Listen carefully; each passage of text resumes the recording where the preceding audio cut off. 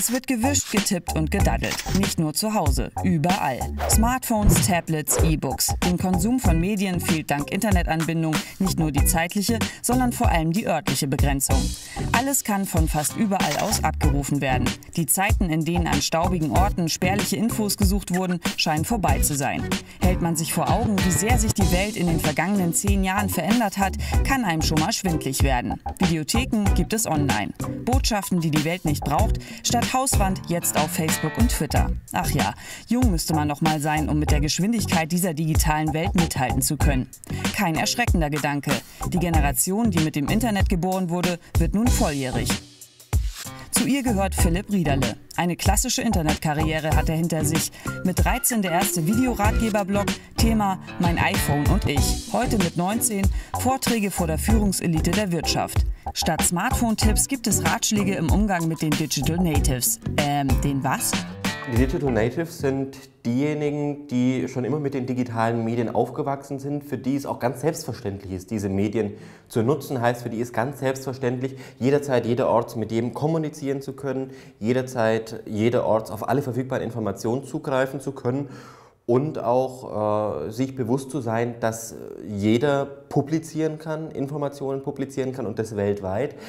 Die Digital Immigrants sind eben diejenigen, wie zum Beispiel die aus der Generation meiner Eltern, die gerade damit beginnen, sich mit den digitalen Medien zu befassen, die damit auch genauso umgehen können wie wir, aber für die das Ganze eben noch nicht so selbstverständlich ist wie für unsere Generation.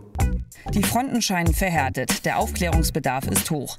Also hat Philipp Riederle neben der Vorbereitung auf sein Abitur ein Buch verfasst, in dem er seine Generation erklären und mit so manchem Vorurteil aufräumen möchte. Zum Beispiel dem, dass das Getippe auf den Handys nur stumpfsinnige Beschäftigung wäre. Dann muss man sich ja die Frage stellen, was machen wir? Und das ist ja eben nicht hier irgendwie in digitale Welten abtauchen, sondern wir kommunizieren ja da mit unseren Freunden, mit unseren Bekannten. Vielleicht verabreden wir uns gerade für das nächste Treffen in 20 Minuten oder vielleicht recherchieren wir da gerade irgendwie einen Begriff oder vielleicht schreiben wir gerade auf unserem Gerät auch irgendwie eine Doktorarbeit oder ein Buch. Also es ist halt nicht alles so, es gibt da kein Schwarz oder Weiß, sondern es ist ganz individuell, wie das jeder für sich nutzen mag. Die braven Internetjugendlichen, die nichts Böses im Schilde führen, das liest sich vielerorts ein bisschen anders. Jetzt wird halt da gerne auch empört und panisch darüber berichtet, es gibt jetzt Facebook-Partys und die ganzen Jugendlichen, die randalieren und die trinken so viel, aber dabei ist es eigentlich im Gegenteil.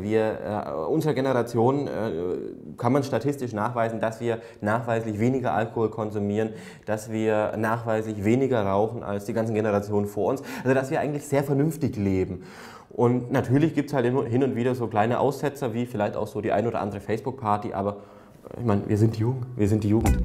Und das waren wir doch alle mal. Und es ist ja nicht so, als würden sich die jungen Menschen aufgrund der Flut an Informationen und Online-Angeboten nicht mehr in die Welt trauen. Sie wollen sich diese Welt nur ein bisschen zu eigen machen, was beileibe nichts Schlechtes ist. Ein Thema zum Beispiel die Schule. Grundsätzlich ist Lernen ja eine Sache, die jeder von uns sehr gerne macht. Jeder will lernen, so wie aber zur Zeit und das eben seit dem Mittelalter der Fall ist. Die Schule funktioniert, es ist ja immer irgendwie ein Wechsel aus Schriftlichem und Mündlichem, dass man möglichst viel auswendig lernt, um es dann 2 Tage später beim Leistungsnachweis wiedergeben zu können. Hat es aber nichts damit zu tun, dass man nachhaltig was fürs Leben lernt, sondern da, wo man aufs Leben vorbereitet werden soll, da wird einem die Lust am Lernen genommen und das kann ja eigentlich nicht sein. Fördern statt fordern, ein Mantra, das schon lange in der Gesellschaft zirkuliert, aber noch immer nicht umgesetzt wurde. Zeit also auch hier für die digitale Revolution, wie auch auf dem Arbeitsmarkt.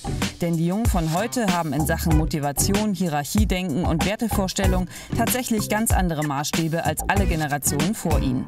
Wer das verstehen möchte, greift zum momentan besten Ratgeber zu diesem Thema. Wir versprechen, Sie werden die jungen Menschen danach mit anderen Augen sehen. Also lesen, auf Papier oder auf dem E-Book.